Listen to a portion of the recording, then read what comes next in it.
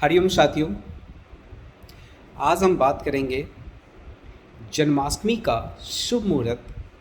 जन्माष्टमी किस तिथि में किस दिन मनानी चाहिए, जो एक बहुत बड़ी समस्या, एक बहुत बड़ा एक संशय उत्पन्न हो गया है कि हिंदू संस्कृति की कोई भी त्यौहार जो 2 दिन होती जा रही है और जिसमें हमारी जितने भी भक्त श्रद्धालु, हमारी जितनी भी सनातनी हैं, तो एक कन्फ्यूज़न हो जाती है कि कौन सा सही मुहूर्त, कौन सी सही तिथि है कि जिसमें हमें पूजा अर्चना करनी चाहिए। तो आज भी हम उसी परिस्थिति में खड़े हैं कि 6 तारीख को जन्माष्टमी मनाएं या 7 को मनाएं। तो मैं आप सभी से मैं कहना चाहूँगा कि जन्माष्टमी का जो सही तिथि यानी कि सही दिन है वो 6 तारीख को है, बुधवार के दिन, जिसमें बहुत ही दुर्लभ योग बन रहे हैं। और ये योग एक ऐसा बन रहा है कि जिसको भगवत महापुराण भगवत गीता में भी इसका उल्लेख है कि जन्माष्टमी हम भाद्रपद महीना और रोहिणी नक्षत्र में अष्टमी के दिन मनाते हैं। लेकिन इसमें एक विशेष संयोग कह लीजिए, यूँ कह लीजिए कि जो बन रहा है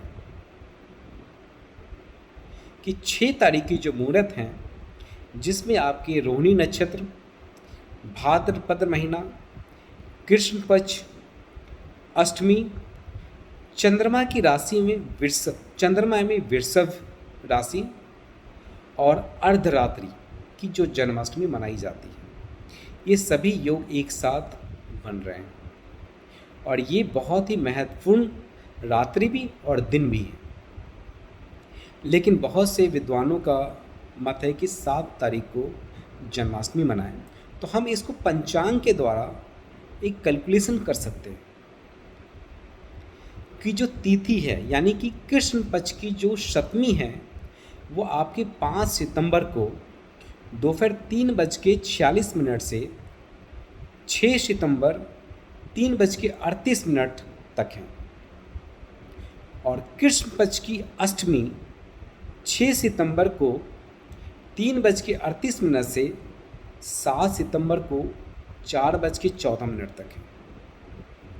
तो आप खुद समझ सकते हैं कि 7 सितंबर को 4:14 पे अष्टमी समाप्त हो रही है। इसी तरह से जो नक्षत्र हैं कि रोहिणी नक्षत्र में ही जन्माष्टमी मनानी चाहिए। तो रोहिणी नक्षत्र से पहले हम देखते हैं कि कौन सा नक्षत्र है। कृत्तिका नक्षत्र जो 5 सितंबर को सुबह 9 बजे से 6 सितंबर को 9:20 तक है। और 6 सितंबर को 9:20 से 7 सितंबर को 7:10 तक है। तो आप खुद समझ सकते हैं कि जब रोहिणी नक्षत्र 7 तारीख को 7:10 तक है, तो जन्माष्टमी तो हम अर्धरात्रि में मनाते हैं। तो 7 तारीख को तो रोहिणी नक्षत्र रहा नहीं अर्धरात्रि में, तो कैसे मना सकते हैं। तो इसलिए सही दिन, सही मुहूर्त 6 तारीख की है। तो सभी जितने भी सनातनी श्रद्धालु भक्तगण हैं पूरे विश्व में, वो 6 तारीख को जन्माष्टमी मनाएं बिना किसी संशय के। और दूसरी बात, ये विशेष योग बन रहा है जो दुर्लभ है। तो इस दिन कौन से उपाय करने से सुख समृद्धि शांति की बढ़ोतरी हो सकती है। दूसरा, कोई भी जीवन में विशेष रूप से स्वास्थ्य को लेके कानूनी लीगल कोई प्रॉब्लम्स हैं, तो इस दिन आप उपायों के द्वारा इन सबसे निदान पा सकते हैं। एक और चीज़ कि बहुत से हमारे जो श्रद्धालु भक्तगण हैं जो व्रत तो रखते हैं, लेकिन व्रत खोलने की सही समय यानी कि सही मुहूर्त उनको जानकारी नहीं होती। ज़्यादातर पूजा अर्चना के बाद ही व्रत खोल देते हैं। लेकिन मैं आप सभी से कहना चाहूँगा कि व्रत खोलने का भी एक सही मुहूर्त होता है। अगर हम जन्माष्टमी का व्रत रख रहे हैं तो जन्माष्टमी के लिए भी व्रत खोलने का एक सही मुहूर्त है। ऐसे तो सूर्य उदय के बाद ही व्रत खोलना चाहिए, लेकिन एक मुहूर्त है कि जिसमें पूजा अर्चना के बाद जन्माष्टमी महोत्सव मनाने के बाद व्रत को खोला जा सकता है। वो रात्रि 2:02 के बाद सभी भक्त श्रद्धालुगण अपनी व्रत को खोल सकते हैं। उपाय मैं ज़रूर बताऊंगा, लेकिन आखिरी में बताऊंगा। अभी मुझे बहुत सी चीज़ें जो आपको बतानी हैं, जो समझना भी हम सभी के लिए बहुत ज़रूरी है, तो उसको समझते हैं। पूजा का भी एक सही मुहूर्त, सही समय। तो 6 तारीख यानी कि 6 सितंबर को पूजा का सही समय रात्रि 11:57 से रात्रि 12:42 तक है।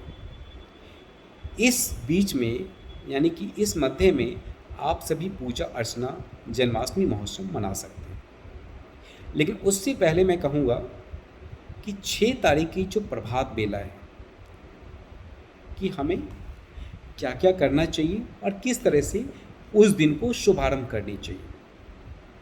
तो 6 तारीख की सुबह यानी कि ब्रह्म मुहूर्त में उठकर स्नान आदि करके स्वच्छ होके स्वच्छ साफ सुथरा वस्त्र पहनकर सर्वप्रथम सूर्य देव को जल अर्पण करना है। उसके उपरांत आपको एक संकल्प लेनी है। जन्माष्टमी महोत्सव, जन्माष्टमी पूजन हेतु। और ये संकल्प आप कैसे लेंगे? आप किसी स्वच्छ जगह पे या पूजा वाले स्थान पे आसन बिछा के कोई भी ऋतु फल लेके हाथ में और जल लेके संकल्प ले सकते हैं। उसके उपरांत लड्डू गोपाल जी को नमन कर उनको पंचामृत से अभिषेक करके, गंगा जल से अभिषेक करके स्वच्छ साफ सुथरे कपड़े से उनको साफ पोंछ कर नए वस्त्र पहना करके आप उनको माखन और मिश्री का भोग लगा के उनको स्थापित भी और पूजा अर्चना भी पंचोपचार द्वारा कर सकते हैं। और रात्रि विशेष पूजन में षोडशोपचार द्वारा पूजन कर सकते हैं। अब मैं ज़्यादा वीडियो को लंबा नहीं करूँगा।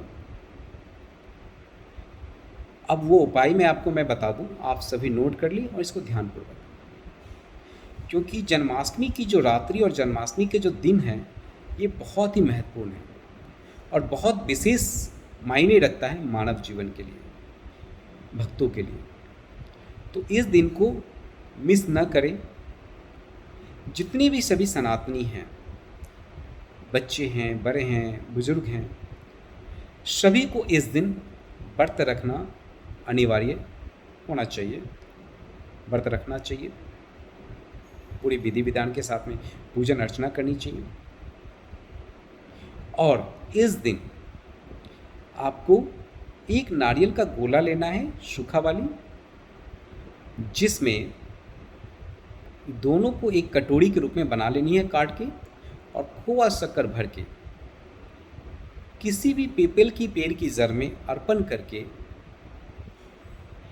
108 ओम नमो भगवती वासुदेवाय नमः का जाप करना है। उच्चारण करके, प्रार्थना करके पीपल की पेड़ की जड़ में रख देना है। और जो प्रभात बेला ब्रह्म मुहूर्त में आपने माखन मिश्री का जो भोग लगाया था, उसको परिवार के सभी सदस्यों के साथ बांटकर खा लेनी है। बाहरी किसी भी व्यक्ति को वो प्रसाद नहीं देनी है। और इस दिन विशेष रूप से कहीं भी किसी भी परिवार में अगर कहीं भी उस दिन बच्चे की उत्पत्ति होती है तो आपको उनको एक नया वस्त्र, पीताम्बरी और एक बांसुरी जरूर भेंट करनी है और मन ही मन अपनी इच्छाएं भी प्रकट करनी है। कोई समस्या है तो वो भी मन ही मन उस समस्या को भी प्रकट करके निवेदन करना है।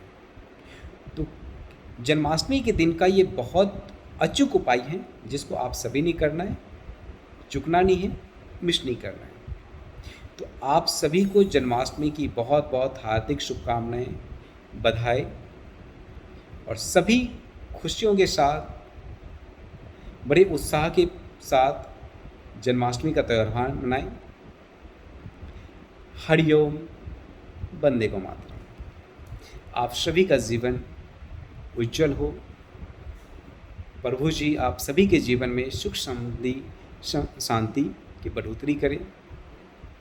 हरि